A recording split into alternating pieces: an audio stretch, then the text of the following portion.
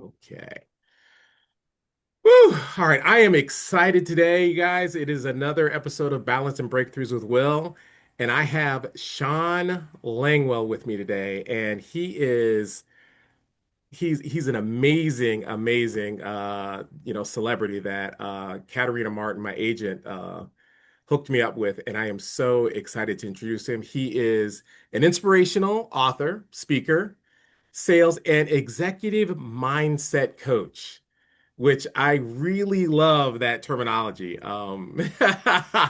He has written several transformational books, including Beyond Recovery, 10 Seconds of Boldness, which I'm listening to right now, and its companion workbook, Morning Motivation and Chill. Huh. Yeah. I like that. I like that. I like that. He's also the past president of California Writers Club, which I am definitely going to have to talk more to you later, Shawn. Redwood Writers and past president of Toastmasters of Petaluma. Shawn lives in Northern California with his wife, Chrissy, and Maine Coon Cat Cleo. There you go. You And can Cleo, find just him so you know, at www.shawnlangwell.com. that's it. I cut you off there. ShawnLangwell.com if anybody wants to find me. And Cleo is short for Cleopatra because she is the queen. My wife's the queen, but she's the queen. Okay. And cats are kind of like that. And it's not Cleo the psychic. Nope, nope, nope. Okay, okay. Well, I am digging all of that, Shawn. So just how did everything get started? God, do you want me to go back? How far back in Mr. Peabody's machine do you want me to go? Well, I mean, goodness. You can go as long as you want. We might have to do a part two if it's that deep. So, I mean, I could do this a couple different ways. Germane to what connected you and I together, we have a mutual acquaintance in Katarina Martin with Golden Shores Marketing, and I know she's done some work for you. You just mentioned being an agent, but that connection happened at my current day job, which is the Marin Independent Journal. I've been in ad sales for over God, 3 decades, Hmm. advertising and marketing and media sales. So where it started though, I mean, a lot of what I write, just to give your audience and your listeners a little snapshot without divulging my entire story. If they want my entire backstory, I'm in the process of shameless self-promotion. That's what I do. But I came out with this book I that we like refer that. to in it's called Beyond Recovery, A Journey of Grace, Love, and Forgiveness. I wrote that 10 years ago, and I'm in the process of updating that for a 10-year anniversary, which coincides with my 40-year sobriety anniversary, knock on wood, if I make it to October 10th of next year. So Hmm. that encapsulates a lot of my backstory, a lot of the pain. You know, I I I thrive in situations where I get to be in control, if anybody out there can relate to that. And Not at all. Not at all. if I'm not in control, I have some issues with that. And I've got, a 12-step program with Beyond Recovery, but there's other 12-step programs out there for those issues. So Right. the bottom line is I'm a straightforward guy. I am driven. I've set a lot of goals for myself over my lifetime, and a lot of this ambition that I have that led to me writing 10 Seconds of Boldness, which we'll dive into and have a conversation about in a few minutes, really stemmed as far back as I know. I've always been this overachiever type of kid, and I did well in school. I got good grades, I got the praise, and I was well liked by my peers. And there's a natural part of who I am. I didn't realize it, but going back to seventh grade, my friend said, "You should run for class president." I'm like, "What do you, me? Why me?" And I did. So that's just kind of who I am. But now what I'm doing is having gone through for the last almost 4 decades and three plus in business, I'm combining that personal experience, lived wisdom and experience, walking through the fires of life with business and merging them together into something that is magical and beautiful. And I'm in the process of putting that together as we speak. So that's the Cliff Notes version. That's amazing. Just a couple things. I mean, I know we're probably going to hit it. I don't want to jump all over the place, but you said grace, love, and forgiveness Yep. in your journey. How how does that relate? I mean, because I think of grace and forgiveness and love almost in the same category, but you broke them up. What did you mean by that? I'm glad you're asking that question because for some people, if they don't have any kind of religious background, which I didn't, I did happen to go to a Christian, non-denominational Christian church for 20 years before I Hmm. left 2019, for various reasons. But those three words are a big part of what I learned in recovery. Recovery is a gift, but it also takes effort. Mm, A lot of, if you're looking at the proverbial iceberg, there's what we see on the surface, but below the surface is a whole lot of pain and a whole lot of suffering and a whole lot of trauma that keeps therapists and coaches and others, pharmaceutical companies, humming along. So yeah, the grace, the love, and the forgiveness, yes, they are, to use a biblical term, there are three chords of this, there are three strands of the same chord, if you will. I got you. They are very different. The Mm, grace part is the surrender part. It's me finally getting this place to say I can't control my drinking on my own. The love part, love doesn't need any explanation, but maybe it does. And in its essence, all the books that I write at their core have sobriety, recovery, and spirituality at the hub because at the end of the day, all this other bright, shiny stuff that we chase and think that we need and all that, when we look inside and not outside, it always hmm comes back to love, whether we're spiritual, religious, or not. And that is the core of what that book's about as a solution. hmm Okay, so the grace and the love part of the solution, the forgiveness is beneath the surface. The hmm forgiveness is all the anger, the pain, the fear, the resentment I had from my dad taking off at 12 years old and me drinking at him because he left without saying goodbye. And that's the Cliff Notes version of that story, but Drinking at him. That's drinking interesting. I at like the him way you said that. because I doing well and he split before I graduated eighth grade and I was like, WTF, mom, what's going on? And me and my two younger brothers are sitting around going, Mom, you never worked a day in your life. How are we going to survive? Hmm. And we lived in a little, a summer home out in West Marin that for all intents and purposes should have been condemned. Mm. My dad bought it for a song and a prayer back in the 70s. And if you push really hard, you could probably knock the damn thing over. Yeah. I Yeah. for real. And that's what I grew up in. But the forgiveness part, it took me the better part of 20 plus years to truly learn how to forgive my father, which is a big part of why I wrote this book, is a love letter to myself, Hmm. healing that journey of all this anger that I had at my dad. And I'm not going to spoil anything, but in and of that's great for forgiving other people. But I had to learn how to forgive myself. So when you were drinking at him, you were trying to punish him by hurting yourself. Is that what you're saying? Pretty much. Yeah. Yeah. And that's the insidiousness of the disease for those that aren't familiar with any, addictions or alcoholism in general. Hmm. We often like to find reasons to punish ourselves for something that we think we should have got. So, from a psychological perspective, I spent years in therapy. This is a classic abandonment issues came Hmm. up. And my overcompensation and being an overachiever is really tied to that. The need for recognition, the need for visibility, the need to be in control, because my environment was usurped when my dad took off. Hmm. And I Hmm. needed to have some semblance of safety. And to do that, I overperformed in work, in my relationships. I felt the need to do that. So drinking at him, to answer your question, um, it was really, I'll show you. I can't explain it because alcoholism is an insidious disease.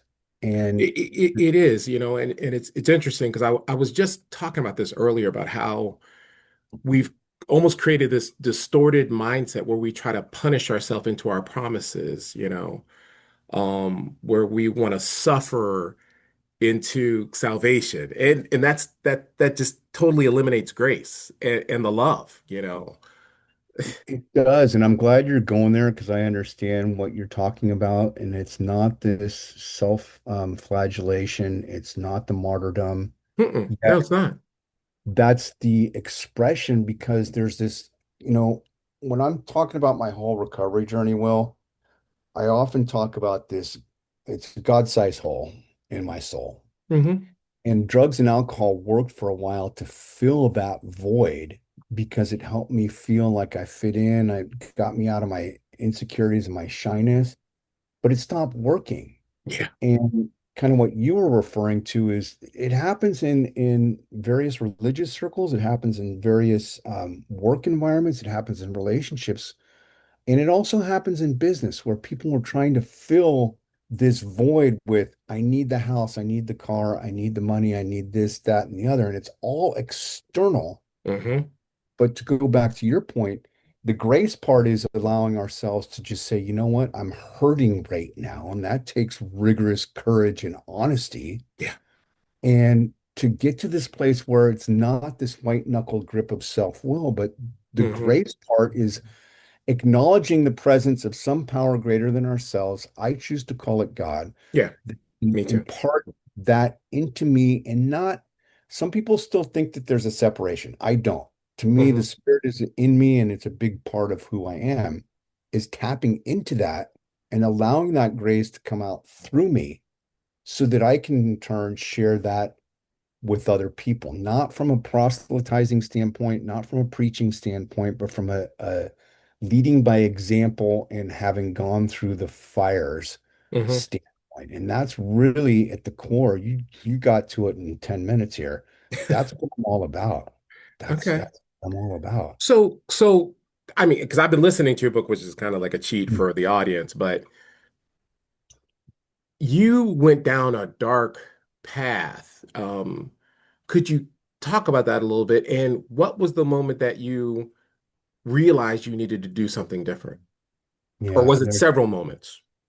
there's several moments, and I ran a risk. You're listening to the full 10 hours of 10 seconds of boldness. And for those, is this going to be on video too, or just on audio? If I can figure out the video, yes. Yeah, so, folks, there's a book. It's an audio book. It's called 10 Seconds of Boldness, The Essential Guide to Solving Problems and Building Self-Confidence. I did something that I wrote the book, and I'm going to answer your question because it ties into this. Hmm. Wrote the book because I was facing a work challenge. Hmm. But the deeper, darker path really came from the first book, which I did, which is, Beyond Recovery. And that bottom, I'll tell you briefly what that bottom is because I'm incorporating it into this other stuff. I made a decision that I'm going to incorporate some of that because it's a foundational part of who I am, and I think it's relatable. Um, can I give you the 5 minutes Cliff Note version of where I was at that got me to this bottom? Absolutely. Okay. So Cliff Notes version, I already told you I was, a good student and everything. I went away to school at San Diego State. I had a really bad accident that almost cost me my right hand. That was the turning point. I was drinking like a fish, like most college students, but I had no off switch, Hmm. and it almost cost me my right hand. I still thought at 21 years old that I could pull this off and get a job even with a busted right hand. And my mom finally stepped in and said, son, you don't get to vote anymore. You got to get your butt home and you need to get better. And here's a couple people that you know that got sober in this 12-step program. And you might want to. I didn't have a choice. Hmm. So what happened is fast forward, that was in April of 1986. And by July, I was closing down bars, looking for love in all the wrong places, feeling super sorry for myself. I had my hand healed enough to where I could get work and support my habits, but I was not How old were changed. you when you had this accident? How was I? How old were you? Uh, the when I almost lost my hand, I was 21, Okay. Okay. and when I came home, I was still 21. I'm born in May, so I came home in April. By July, I just turned 22. I wasn't taking what my mom suggested seriously. I was feeling guilty and all the shame about not doing it Hmm. because I was convinced that I could do it on my own. Hmm. So where I ended up is getting drunk a lot and wandering around the hills in and out of a blackout in Fairfax, California at the butt crack of dawn in an oversized thrift store tuxedo suit, shuffling my feet, my head hanging low, hearing the birds in the bushes as the sun's coming up, which is anybody who happens to listen to this who's been where I was in that moment, it's not a fun feeling. Mm-mm. It's depressing, it's demoralizing, it's scary. And I had this not a burning bush moment, if you will, but as I'm shuffling along this path, feeling sorry for myself, the sun started to come over the hill, the ridge, and hit this hill. And I Hmm. was just drawn to it. And the next thing I know, I'm tumbling head over heels. I slipped. It was morning dew. I slipped, tumbling head over heels. I land on my butt down at the bottom of that hill. And I just was like, for the first time in my life, I cried out, God, please help me. I'm too Wow. young and I don't want to die. Hmm. So that's the Cliff Notes version. I went from there to the first meeting. I didn't feel like I fit in. I heard the word God and it scared me out. And then I went back out and kept trying to do it on my own for another 2.5 months. The pivotal point that changed my life and literally, I think, saved my life was one morning, early afternoon, I literally came to because I was out partying all night, like I Hmm. used to all the time. And there was an envelope on my nightstand with my name on the outside. And I opened it up. Inside was a greeting card. On the front of that greeting card was an image of a whole bunch of penguins standing on an iceberg. In the center of that waddle of penguins was one lone sunburnt penguin. And I opened up the card, and inside it said, Son, I love you too much to watch you die. Please get help. Love, Mom. Wow. And that set me on the path where a month and a half or so later, I checked into rehab in October 10th of 1986, and I haven't had a drink since. So that was impetus number one that Hmm. helped change me. So I your don't know mom what, never gave up on you. never. Hmm. She never gave up on me. And this, with your work, from what you told me briefly, I mean, talking to teens, I get an opportunity today to go out and talk to the local high schools of freshmen. They're 13-year-olds, 12 and Hmm. 13. And it fills me up whenever I get that opportunity. It's an incredible privilege to share this in greater detail, to just to just share a message of hope, if you Yeah. will. Yeah. And it's powerful. The second thing happened when I started writing. So I wrote this in 2016. It took me 7 years, 6 or 7 years to write. And while I was finishing that up, I'm like, oh, I got to do a goal setting book. I've done goals in my life. I'm going to do a goal setting book. I got to make some money Right, because right. this one I just did to help a few people and tell my story, really.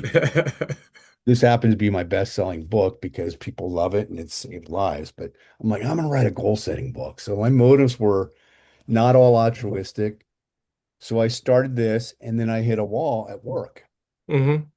I'm like, how could I was doing really well and then my sales started tanking. And I'm like, how can I legitimately write a goal-setting book when I can't even hit my own darn goals? How am I going to market this? The irony. The irony, and this isn't there, and depending on your on, there are no mistakes in this world. Right. It was a wake-up call. It was a slap in the face. It was like you need to try and like reach out and figure some things out here. Hmm. And I put it on the back burner. I was ticked off because I didn't get to do what I wanted. And fast forward, um, my sales literally went in the toilet. I was freaking out that I might lose my job. Hmm. And I took, I don't have it written down here anywhere, but I took a post-it note just like this, and I wrote those three words, 10 seconds of boldness on it, and put it on the wall above my bed or my phone at work. Hmm. And I stared at it, and I stared at it, and I the purpose I put that there was so that I would have enough courage to pick up the phone and do what most salespeople say they do, but they don't like to do, which is make cold calls to And reach out. that's where the 10 seconds of boldness came in. And I'm like, well, I don't really, I call it Gifts of Desperation, Ooh, I like that too. and that'll be a title of a forthcoming book. I've already got it outlined, but the gifts of desperation are that when we're up against the wall, we either crumble, we implode, or we fight back and we find a way to make it through. Yeah. And the success that I had with recovery, I already knew that I couldn't do all this alone. So I prayed a lot. I had a little prayer that was next to this thing, and I Hmm. said that every single day. And what happened was I finally picked up the phone and I made the calls and I got a yes. And then I didn't just sit there. I made another call and I got another yes. And in a relatively short amount of time, I turned my entire sales territory around to where I was already hitting stride as the pandemic's happening and other people's sales numbers were going down. Mine were already down before the pandemic. So I built it back up to a Right. level far much more, but it helped me navigate. So here I am going through this fire of literally a worldwide pandemic, and I'm hitting on all cylinders for literally almost 2 straight years. Well, Wow. and in the midst of that, I'm like, oh my God, I got it. I have real world lived experience of what this is like to hit a bottom and to actually fight through it and put it together. And that's what I did with the rest of this book and came up with the simple 5-step method. That's number one is identify the problem or opportunity. Number two, clearly decide what you want. We have this indecision thing when it comes down to what we want. You're a Hmm. coach, you know that. Identify your why. Yep. Know your why, write a clear plan, and then start working that plan. Hmm. It's super simple, but just because we know what needs to be done doesn't mean we're going to do it. Oh, absolutely. So Absolutely. that's the nuance. That's why Hmm.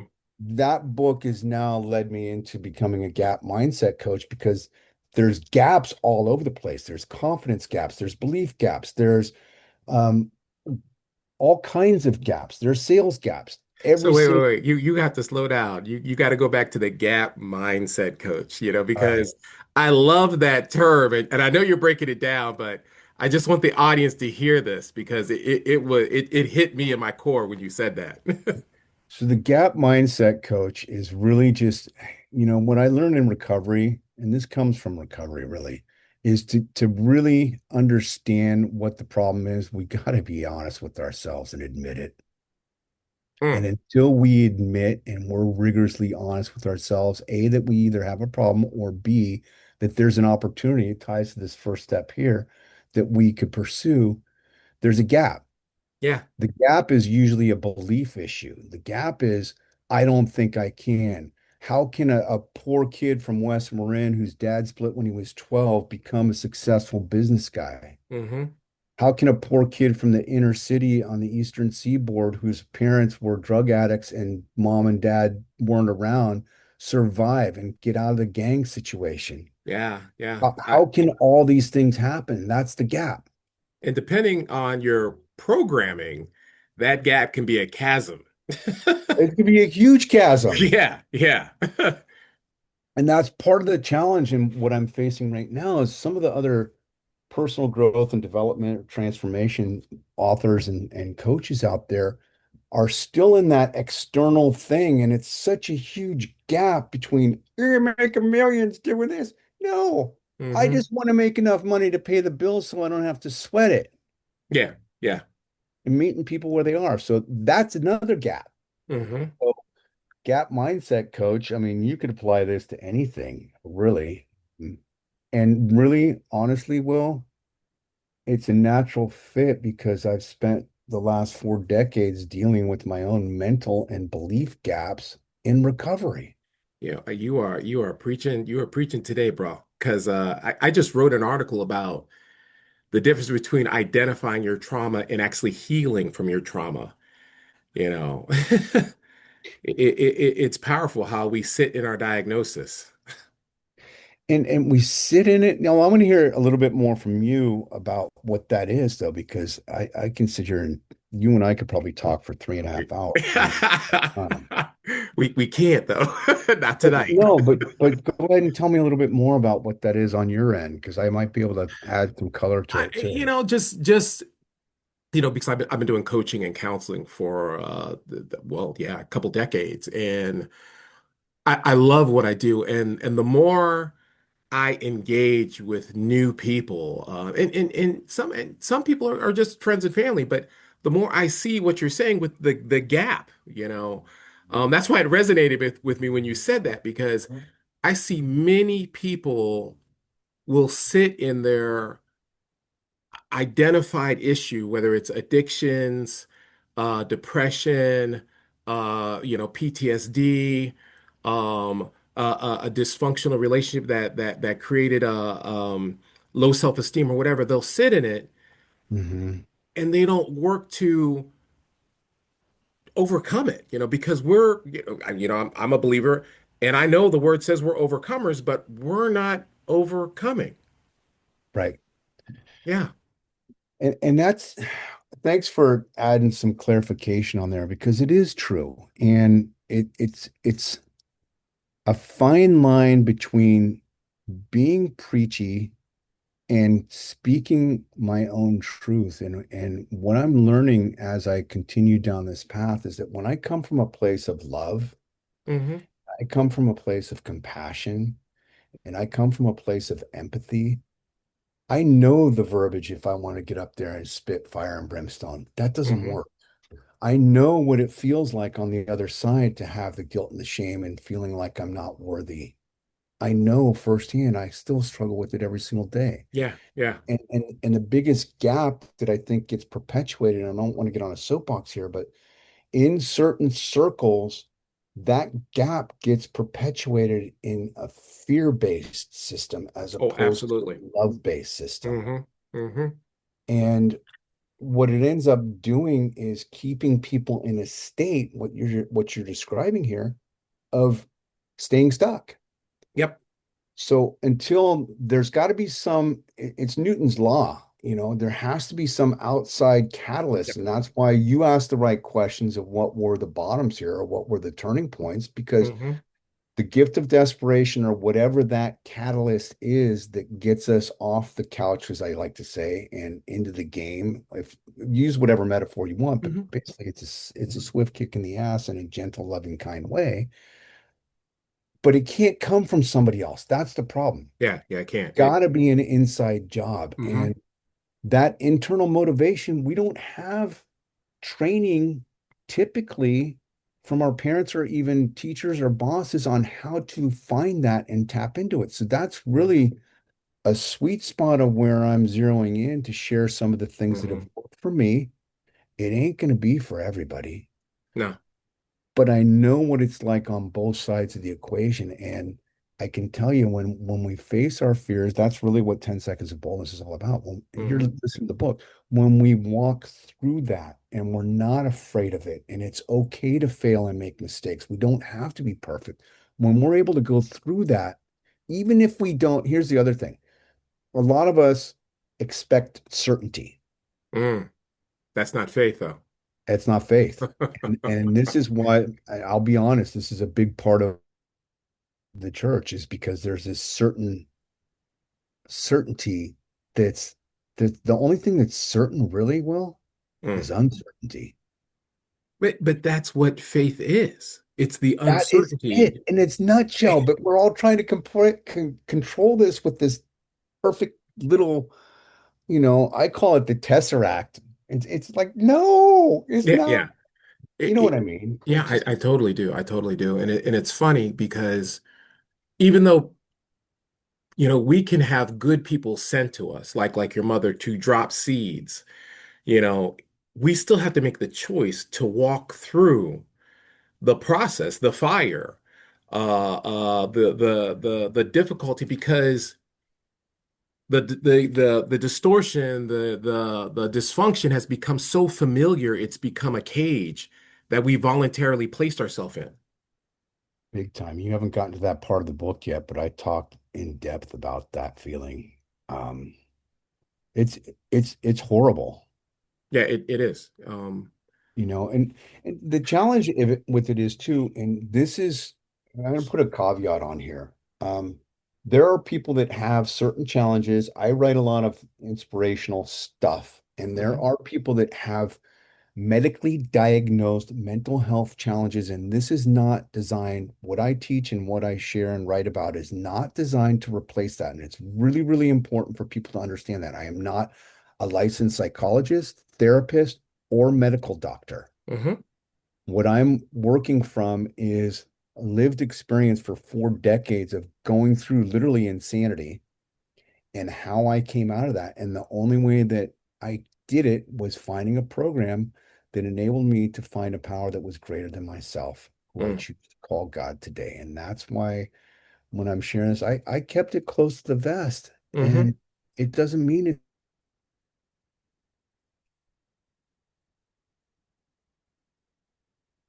when we're not willing to get out of that and open up a little bit, we in essence are unlocking the cage, Hmm.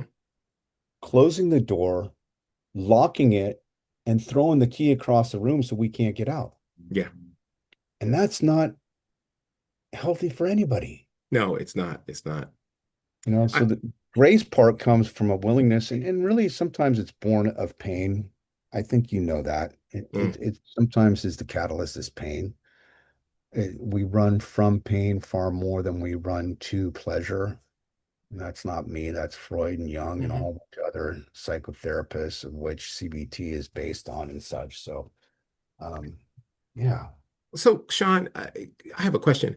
How did your gift of desperation not turn into a curse of despair? Oh, can I steal that line? Oh, a 25 cents, curse bro. of this. It sounds like a Harry Potter book. The Curse of Despair.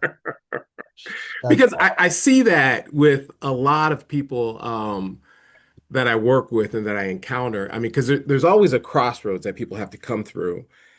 And it's whether you use the gift of desperation, like you're saying, and use it to channel self-discipline to take you to your dreams, or you can continue to familiarize yourself with despair and just it becomes a generational curse, to be truthful.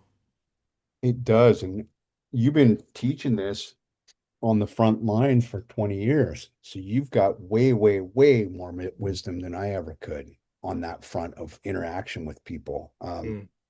But how does it become How does it a not become gift? the curse of despair? Yeah, how does it remain a gift or become a gift and not become a curse?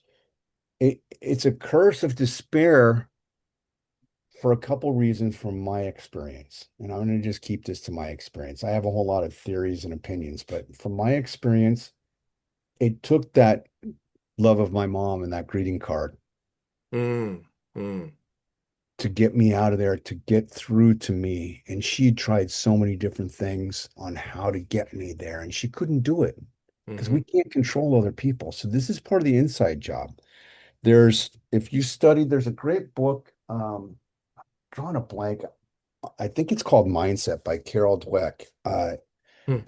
There's two different types of people. There are people that have a growth mindset, and there are people that have a victim mindset. Yes. And what you're referring to here, staying in the state of despair, the curse of despair, is really people who have this victim mentality. And this is not pointing the finger. It's a function and a product of their upbringing, their environment, their, I hate to say it, their zip code. Hmm. So what you do and what I'm doing and what others do is oftentimes what prevents people from staying in the space or it becoming a curse of despair is literally sometimes it's just one person Hmm. say, you know what? You're not alone. I believe in you and I can help you walk through this so you don't have to walk through it alone. And I'm saying this in general. Hmm. It alone can be all kinds of different things. Yeah. You're dealing with youth. I like to deal with people who are professionals and or people in recovery because that's somebody that I can relate to. Yeah, absolutely. Moms, women in general. I've always had a lot of women bosses, and I find that being raised by a single mother, I have a different level of insight from being a kid of a single mom of a respect and appreciation of what those challenges are. Um, so To avoid the curse of despair and to embrace the gift of desperation is really, it comes back down to a decision. Yeah, it Comes does. at the core of it, it's what's your motivation? How bad do you want to change? Yeah. And what are you willing to do to change? Yeah. And I almost think, well, for me, because I was a self-pity professional, um, it took a lot of people, planting seeds in me for one to finally take root, Mhm. and for me to, just to really kind of pull myself out. And it was, and I appreciate every person who attempted to talk to me, and even all the mistakes I made because it really helped formed who I am today. But it's scary when I see people get to that crossroads because I know, you could go either way. Yeah, and we can't save everybody. I don't know, have you heard the story of the starfish? I'm sure Yes, you have. yes. I But that saved that one. starfish story, it's just like, the kids walking, for those who haven't heard it, I'll just do Hmm. us versions. The kids walking down, and an old guy comes up and says, "Kid, what are you doing?" He's all, "Saving the starfish." And he says, "Well, let's look at all these starfish on the beach. It's not going to make a difference." And the kid, probably 5 or 6 years old, looks up and looks at this old guy who's crusty and weathered, he's a cane, and he says, "It's going to matter to that one." Yeah, yeah. And that's kind of what we're talking about here Hmm. is we as human beings, I'm going to get on a soapbox here for a little bit here, but we as human beings have a fiduciary responsibility to be the best human beings that we can possibly be. And that starts with not looking on what the world needs to change, but what we need to do when we look in the mirror. And you know what's kind of funny about that story is I've come to realize I'm the starfish. Wow. And I'm saving other starfishes now. That's deep. Hmm. That's kind of what we're talking about here is Yeah, we understand what it's like to be the starfish. yeah, And thank you for that, Will. That's worth this time that we're spending right now, right here, because we all are starfish, yeah. We all are. Hmm. and sometimes it is just that one kid who doesn't know any different, who has a loving, kind heart because it hasn't been jaded by other stuff. Hmm. Just going to throw as many starfish back in the ocean as he possibly can. Yeah. Wow. And when you think like that, because I didn't always think like that, it's what keeps me in the fight. Hmm. Not for the multitudes, not for the thousands, but for that one. And it is for the one. When I was recording, the hardest thing I had to do was sit in a booth because I'd never done it before. You're listening to the audiobook of reliving these stories again and again and again and dealing with my own challenges of imposter syndrome as I'm reading a book about how to overcome imposter syndrome. And to find that voice, but to be able to come through, and the director kept telling me, you have to think of who that one person is that you're trying to have this conversation with, Yeah. Shawn. And that's I couldn't do it, Will. Hmm. I was all over and I was getting frustrated. And I finally said, here's I can make it a group of people. She says, well, it still really should be one. And I said, okay, it's my younger self. It's my 18, 19, 20, 21, 22-year-old self. Hmm. Because there's a heart and a connection that I have with those young adults, because that's where my story really started to decline and then turn around. And that's why I take such a great privilege to be able to go out and talk to high schools, because the other turning point was that 12 to 13-year-old range Yeah. of which you're talking to those kids. I Yeah. had a guest on my podcast who was imprisoned in San Quentin, and now he's out there teaching kids how to become music professionals and building recording studios in high schools, and not only building the recording studios, but getting the kids to come together after school to lay down their beats, to lay down their tracks, to produce actual music that can be marketed Hmm. in a professional recording studio. And it's like, holy crap. I mean, that was one I lost it halfway through that interview because this guy just wears his heart on his sleeves. Yeah. And I'm like, wow. So he's a starfish who's saving other starfish. Yeah, and I think that's the way it's supposed to be, you know. Yeah. In a biblical sense, 100%. I mean, I'm going to say this right now. I don't say this on very many podcasts, but that's all that Jesus was doing. Hmm. He was a truth teller. Yeah. He was out there to say, here, go do this. Here's what you do. And don't worry about the ego attachment to what it looks like on the outside. Just go be a good human. Mm. Yeah. And all this other stuff to me is noise. It is. It is. And I think people get caught up in the imposter syndrome because they don't realize that the imposter syndrome is the one that's the imposter. Ain't that the truth? Yeah. Um, yeah, it's such a diabolical mindset that is meant to keep us from really embracing the beautiful mess that we are. We weren't designed to be perfect. We were designed to be progressive, to be authentic, you know. I don't want the silver spoon speaker that had everything given to him. I want the dude or the lady that went through the mud, that went through the fire. Well, maybe that's why we're having this conversation. I mean, Katerina set it up, and you and I didn't waste any time. We just trusted our gut, and here we are, less than a week and a half later, you know. Hmm. Um, Hmm. and that takes some trust on my part. Well, I didn't spend a minute looking you up online. You already told me about the book. We had a brief conversation. I blew it, and I got the time zones mixed up. And you know what? You had grace with me, and here we are. And that's kind of Yeah. how it works. I Like thought Smith maybe you looked Rich. me up because I'm like all over social media, but I was like, okay.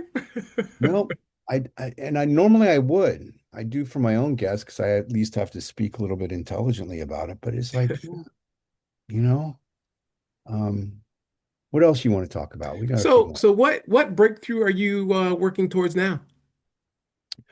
Over the last 3 months, I've had several different epiphanies, and I am putting together an entire ecosystem of what I want to do for the rest of my life.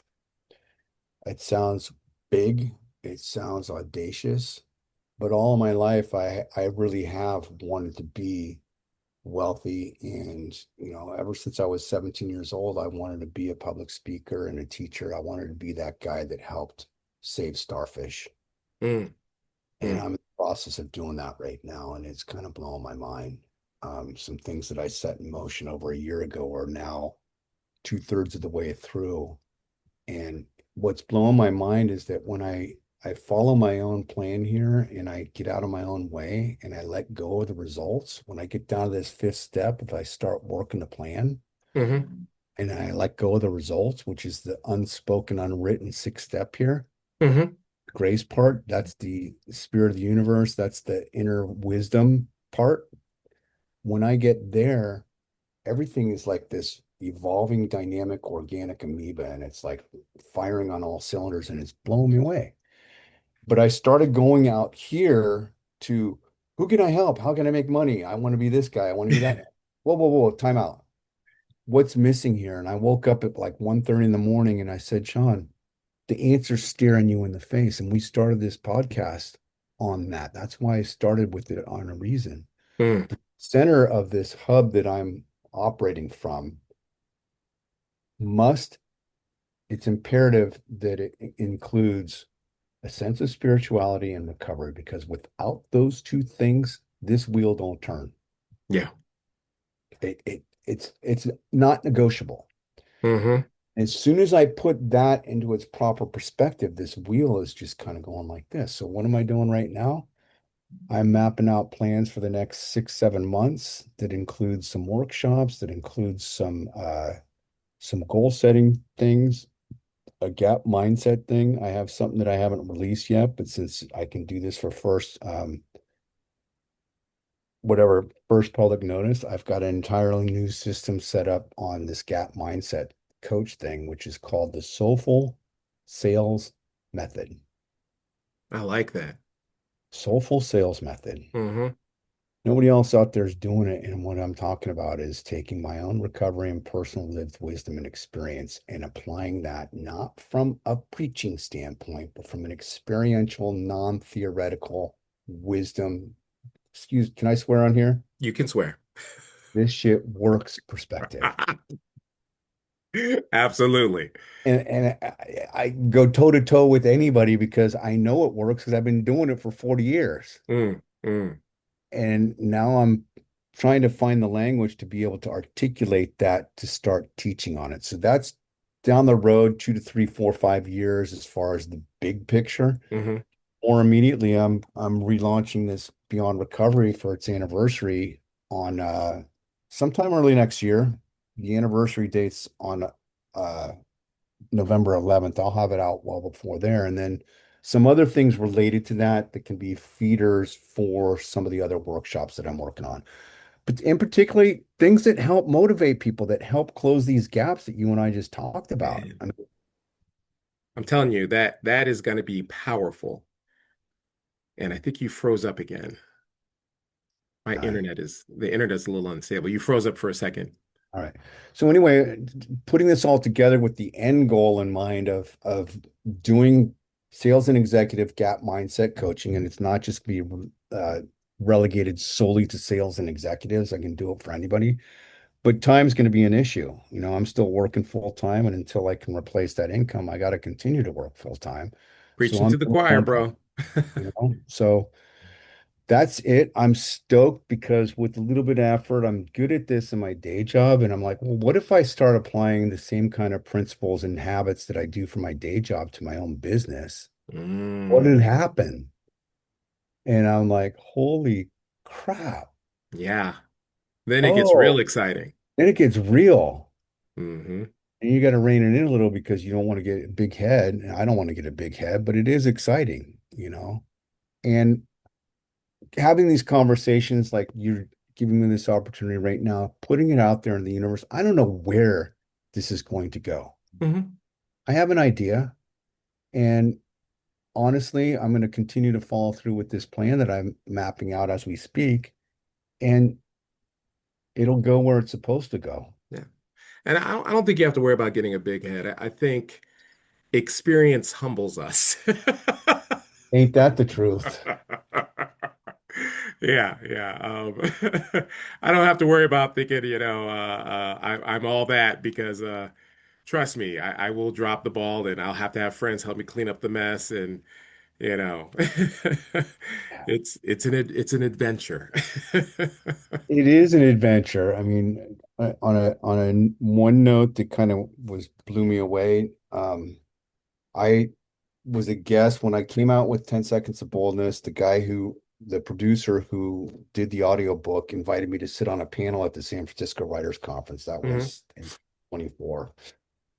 Um, I got that experience and I'm like, God, I'd really love to be able to have my own stage and not be on a panel. What do I Hmm. need to do that? Well, I knew somebody who was part of this writer community at Redwood Writers who's spoken there numerous times. And I asked her, I just said, what do I need to do this? Let me get you in touch. Call me at such and such. I followed through. Long story short, she put me in touch with the person who created an entire personal growth track for authors. And I had two different conversations with them. And I, the docket to close out, not to just do a little bit part. I get to close out a personal growth track Hmm. specifically because I wrote this book. Nice, nice. And I asked her point blank, what do you want me to do? And she said, "Oh, they're going to be so full of coaching and technique and all that. What I want you to do is be able to come up there, share a little bit about what's working for you as an author or a writer, and to leave them with some inspiration to send them out there so that they can do what you and I are just talking about right here, so they can close their gap, so they Yeah, can have the yeah. belief to walk out there and say, you know what, I can do this." Yeah, and everybody has a gap. Everybody does. Oh yeah. I call them blind spots in counseling. And I don't know, what do you think about this? I think everybody needs help to see their gaps or their blind spots because they've been with me so long, I don't even see them anymore, you Hmm. know.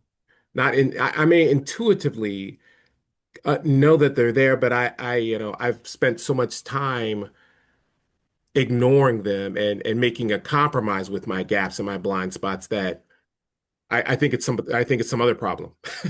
Well, yeah, and not, there's people that are close friends or significant others that are apt to prone to want to point out our blind spots, and that can be a double-edged sword because we don't necessarily want to hear it. But there's companies that spend hundreds of thousands of dollars for 360 full circle evaluations Hmm. because honest self-assessment is not that easy to do. No, no, Well, Webb talks it's about it brutal. in her book, and it's not, Hmm. from an organizational standpoint, it's not easy to do. We think we do, but oftentimes it takes a third party to say an objective third party that doesn't have history is really where some of this comes in. Yeah, And, I think the two greatest things that hinder self-assessment is age and intelligence, and I'm saying my people who are very intelligent are the hardest to help them uncover that. well, yeah, because it's a whole lot harder to unlearn what we've been doing for Yeah, 20, because 30, we 40 know so years. much. And I'm like, you don't know everything.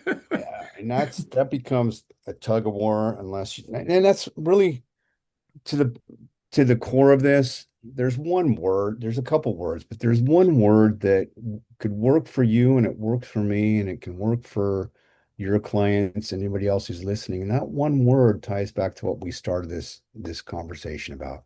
It's not grace, it's not love, it's not forgiveness. It's willingness. Yeah. It's willingness to want to do something different. Yep. And Yep. then when you pair that willingness with a motivation that is deep, not a superficial Hmm. external motivation, but something's deep to your core. When you pair willingness with the motivation, now you have a why. Hmm. And then, and only then, when you have that, you only got to apply two other things: the courage to do something about it, and then the other two steps, which are create a plan and then start working that plan. Yeah. Yeah. I was loving that, because courage is definitely necessary.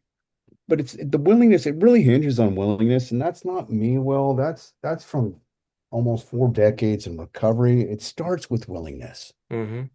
And in those programs, the number one thing that willingness brings you to is a willingness to surrender. Mm. Mm. To humble yourself And and get link help. there. Not everybody's willing to surrender. Yeah. Yeah. And it's not easy. It's still not easy for me. I could sit here and BS you and say, oh, I surrender every day. I do to the best of my ability, but all I got to do is get on 101 and start driving south, and I'm right back into self-will in a blink of an eye. Yeah. Yeah. I mean, because in my years of doing what I do, I've come to realize sometimes I just got to respect people's right to stay stuck. Exactly. Yeah. Hmm. We're Hmm. not in the saving business. We're in the guidance business. Yep. Yep. I just plant seeds. I just plant Uh, seeds. So, well, last question. What are three things you would like our listeners to know or to understand about, what you do and the mission? I'm going to piggyback on what we kind of touched on because this kind of meets people wherever they're at. There are gaps. We Hmm. all have gaps. The challenge is to be willing and honest enough to take a look or even ask somebody you trust deeply what some of those gaps are. And when you've identified them, if you really stop and did some deep self-assessment without a third party, because it is weird to talk to somebody you don't know or barely know, you have probably a pretty clear idea about what some of your gaps are. Yeah. The other side of that that is, what is it going to take for you to bridge the river of fear, if you will, Mm. to The cross why. those gaps? And that's the why. Hmm. And, the other thing is, know that whatever your gaps are, real or imagined, chances are 90% of them are fear-based and they are probably not true. They're a Mm. product of your upbringing, they're a product of your environment, your culture. Hmm. They're they become You've attached your identity to what those gaps are. You are Yeah. not your identity, Yeah. You're not your trauma. Yeah.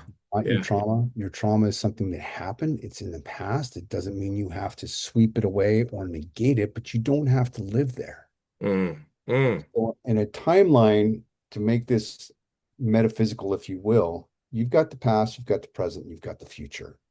This is a continuous timeline for us to understand this thing that is truly timeless. But for sake of being able to understand what you can about the past and see how it informs your present.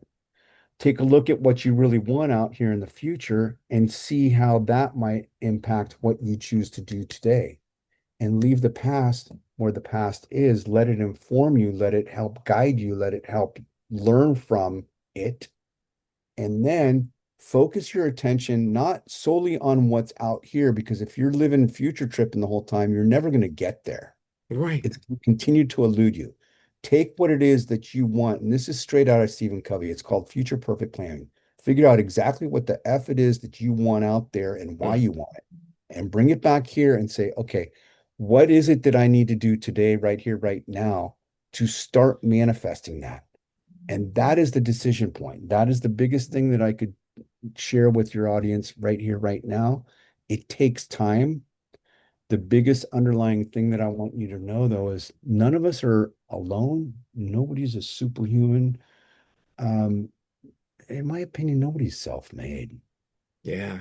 I want to throw up and hurl when somebody says, I'm a self-made millionaire. Really?